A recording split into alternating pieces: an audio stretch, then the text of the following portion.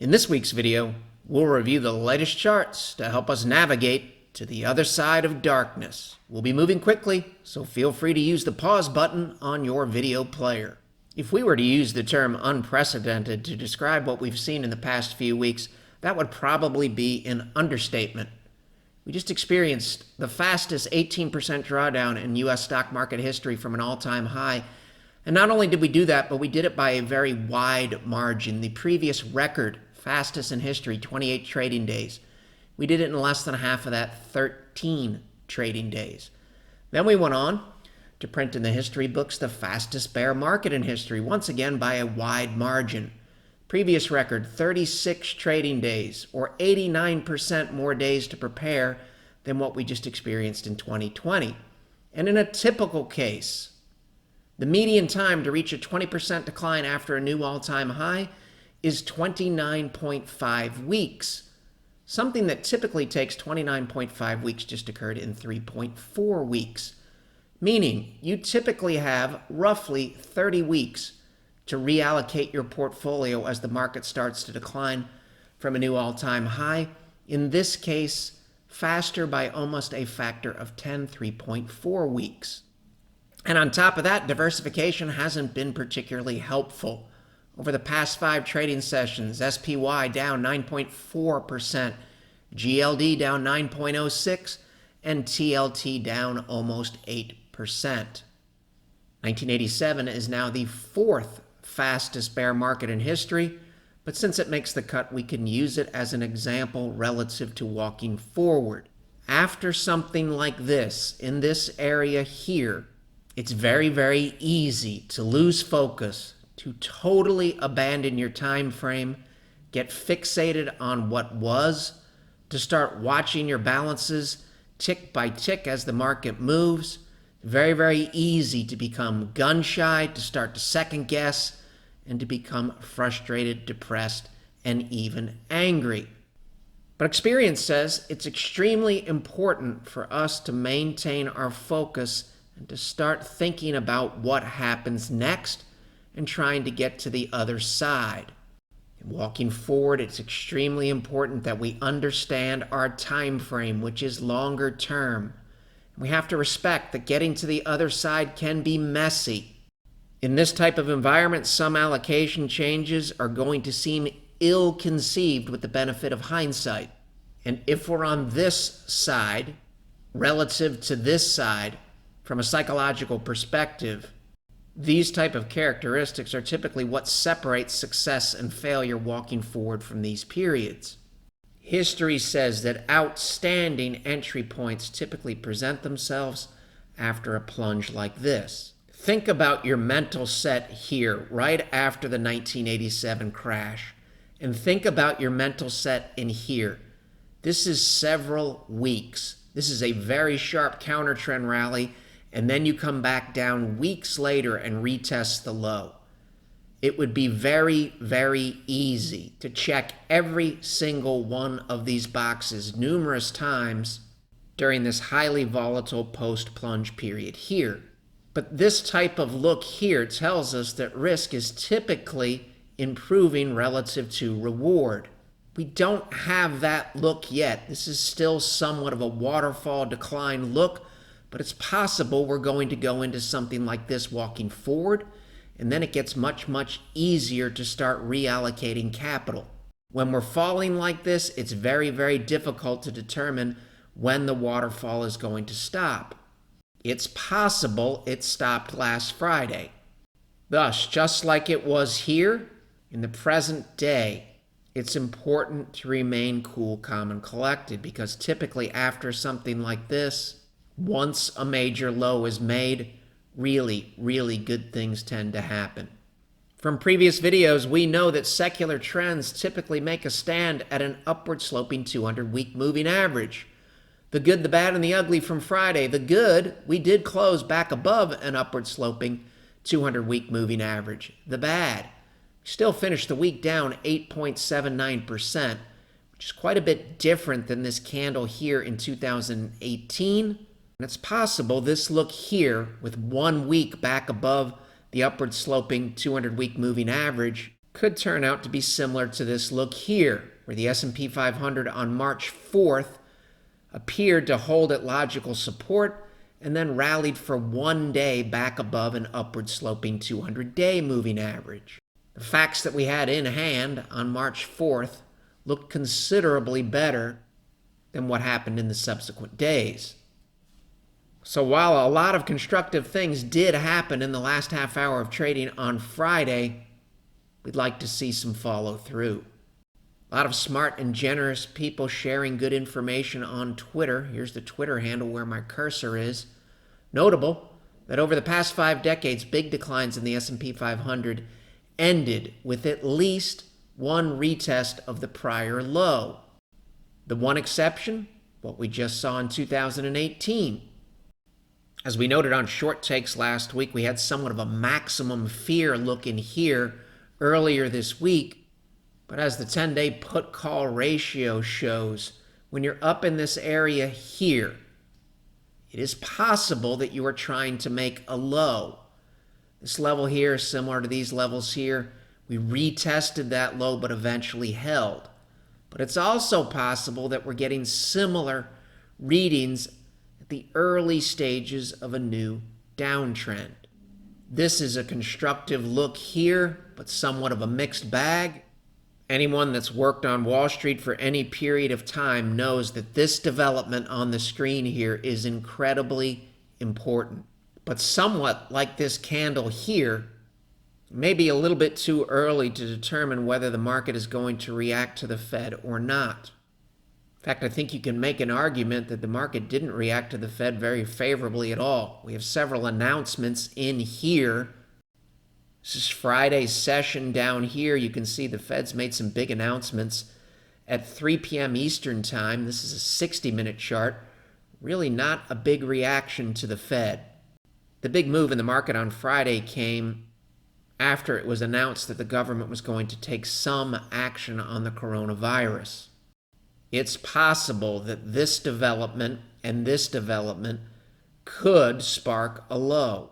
But we have to keep in mind, it was an entire bloodbath the entire week last week. It was only the last half hour of trading that the market really responded to anything. We'll learn a lot more depending upon what happens next week.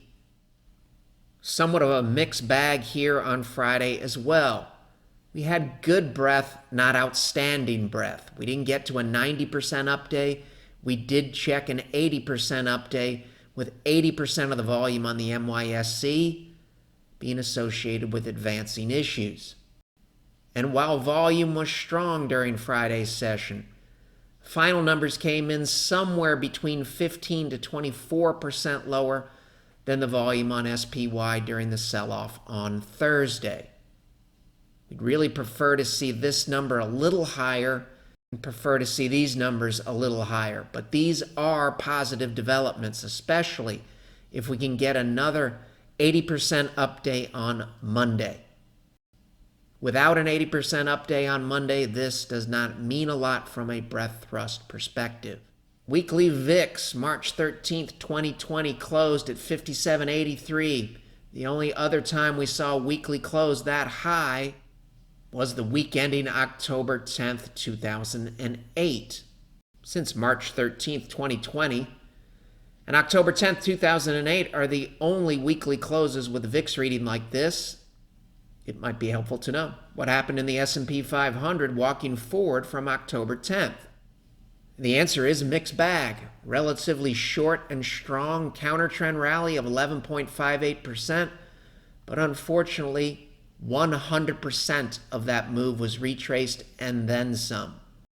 The gain walking forward from this date until Friday, March 6, 2009 was not a gain, it was a loss of 25.85%.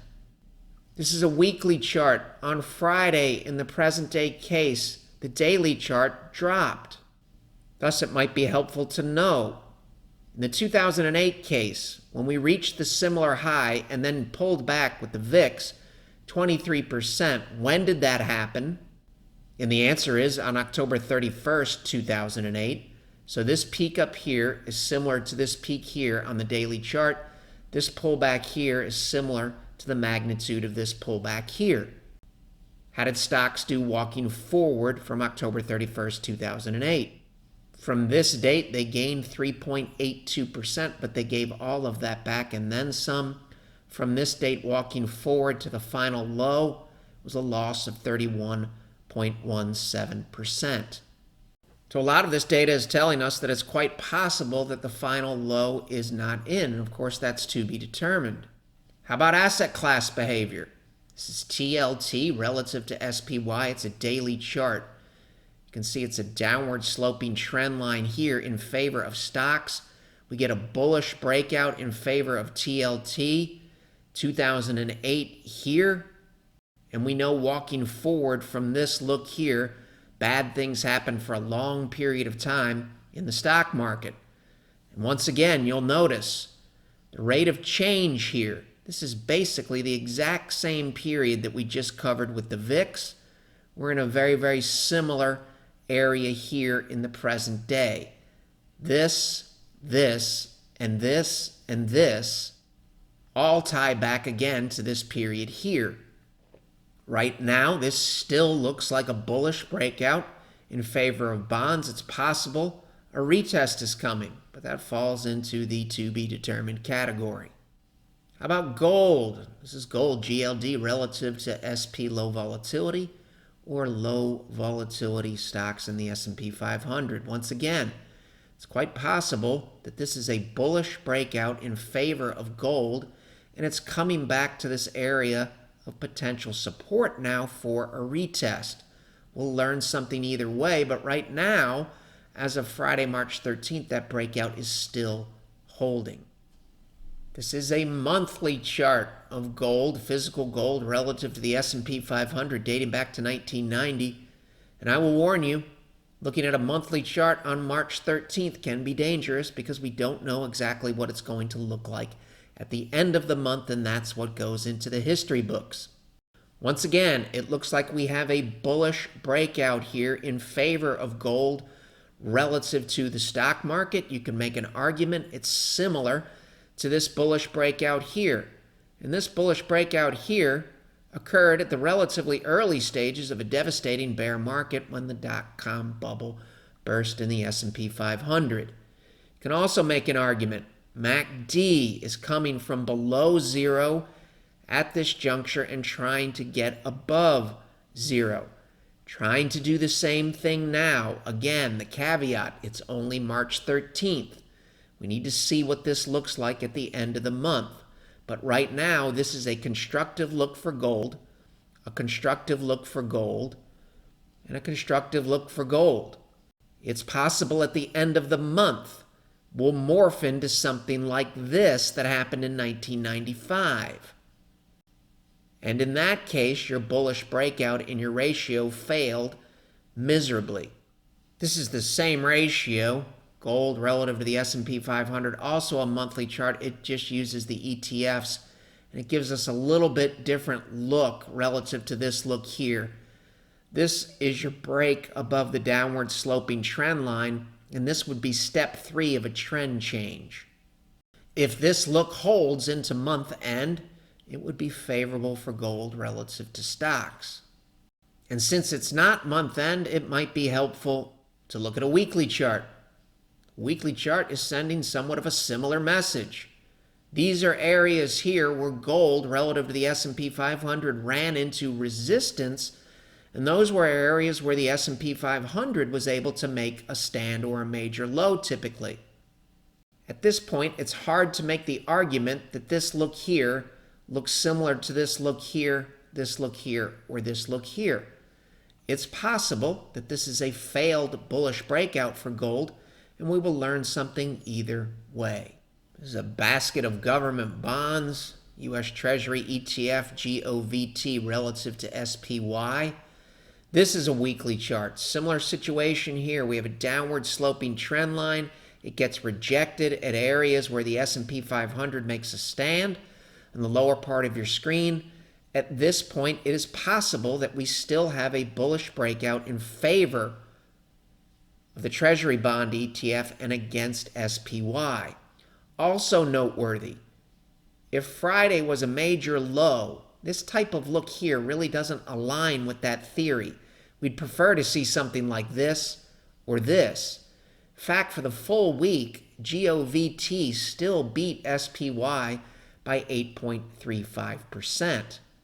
Contrast this look here with this look here when we did make a major low in December of 2018.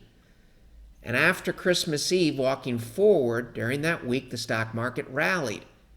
And instead of GOVT beating SPY that week, SPY rallied hard and ended up outperforming government bonds when the S&P 500 made a major low. It basically says if we're making a major low now, this chart and some of the other charts still have some work to do. Want to give credit where credit is due. These tools come from Tony Dwyer's Toolkit. You can find him on Twitter. Here's his Twitter handle. At the beginning of the video, we talked about the psychology after the 1987 plunge. This is the S&P 500 weekly. This is Black Monday in here. This is the aftermath. If you know your stock market history, this is really where the low was made on roughly December 4th, 1987 on a daily chart. This is your retest of the original low, a successful retest, and then we rallied. Notice, when the S&P 500 starts to stabilize and starts to form a new uptrend, after a very, very rapid plunge that caused a negative 30% 10-week rate of change on the weekly chart of the S&P 500, thus it dropped below -9, and then here it's able to right itself. This is when the market's starting to stabilize and get a close above -5. When this happens, it simply tells you the probability of a sustainable low being in place is higher. It's not perfect and nothing is certain. Similar situation in the 1998 case. You get a plunge, the S&P 500 comes back and retests that low and makes a lower low. Your 10-week rate of change, S&P 500 drops below -9 here, and then when it starts to stabilize, gets a close back above -5 in here. If you know your stock market history, good things happen walking forward. Similar concepts in 2011. 10-week rate of change drops below -9 and eventually rallies back above -5, not telling us that a low is in place, telling us the probability of a low being in place is now higher. Therefore, it might be helpful to know, how does the 10-week rate of change look on the exact same chart for the S&P 500 as of the close on Friday, March 13th, 2020? Here's our candle after the big rally on Friday, but we still ended up down 8.79%. And as you might guess, the 10-week rate of change for the S&P 500 still has somewhat of a scary look to it, and it is still declining. We've checked the first box. We have a 10-week rate of change below -9, but we're not really anywhere near checking the second box from a probability perspective. Keep in mind, all of this is with the S&P 500. Similar concepts can be used with the VIX. 1998 plunge case. The VIX's 10-week rate of change drops from above 80%. Here it's at 147. This is the spike in fear as the stock market is falling. And then as future volatility expectations wane, eventually the 10-week rate of change for the VIX moves from above 80 to below 10. Once again, in this area here, the S&P 500 makes a low where the blue arrow is. This move back in this area here tells you it's a little bit better from a probability perspective than it is up here. Similar situation, 2011 plunge. This is the VIX. 10-week rate of change is well above 80, and then it eventually drops below 10%. If you know your stock market history, market made a low on October 4th, 2011, and then had somewhat of a retest looking forward. Thus, it might be helpful. How does our 10-week rate of change look on the S&P 500 today? Have we started to fall back towards this 10% level, or do we remain elevated? The answer is we remain extremely elevated. 10-week rate of change for the VIX as of the close on Friday, March 13th, 312%, telling us that volatility expectations in the present day really haven't waned like they did here in 2011 or like they did here in 1998. And in the 1998 case, we had the signal from the 10-week rate of change on the S&P 500 and the signal from the 10-week rate of change for the VIX. Similar situation in 2011. Had it for the S&P 500, we could check the box for the VIX. And these wild swings in here tell us that even if a low is made in the coming weeks, it still could be very, very volatile walking forward. Can check both boxes, 2011. Can check both boxes in the 1998 case. So far, we can't check either box as of March 13th, 2020. We don't know if the primary trend is going to go in this direction or continue in this direction after the intraday rally on Friday. But we know our probability of getting aligned with that trend is much, much higher if we can check off each one of these bullet points walking forward. This case here shows us if we can remain focused, good things can happen. Our VIX study tells us that once the VIX calms down, and that's to be determined in 2020, we may experience an additional drawdown, but for the most part, really good things can happen walking forward. And in these cases here, it's also noteworthy that 80% of the cases, even after the VIX made its final peak, the S&P 500 pulled back. Only 20% of the 10 cases, the 1997 case and the 1998 case, did the S&P 500 make its final low on the same day that the VIX made its final peak. So from this perspective, back of the envelope calculation would say there's about an 80% probability that even if the VIX is put in its highest high, that we still might have some retest or pain ahead. And these cases tell us it's possible the low is in. As we covered on Short Takes earlier this week, you can find the articles by Googling our last name, Shivako, and Short Takes. Drawdowns can get bigger, but typically after large drawdowns, if we can stay over here, really good things can happen on the other side. The material in this video has no regard to the specific investment objectives, financial situation, or particular needs of any viewer. This video is presented solely for informational purposes and is not to be construed as a solicitation or an offer to buy or sell any securities or any related financial instruments, nor should any of its content be taken as investment advice. Any opinions expressed in this video are subject to change without notice, and Shivako Capital Management, LLC, or CCM, is not under any obligation to update or keep current the information contained herein. CCM and its respective officers and associates or clients may have an interest in the securities or derivatives of any entities referred to in this material. CCM accepts no liability whatsoever for any loss or damage of any kind arising out of the use of all or any part of this material. We recommend that you consult with a licensed and qualified professional before making any investment decision.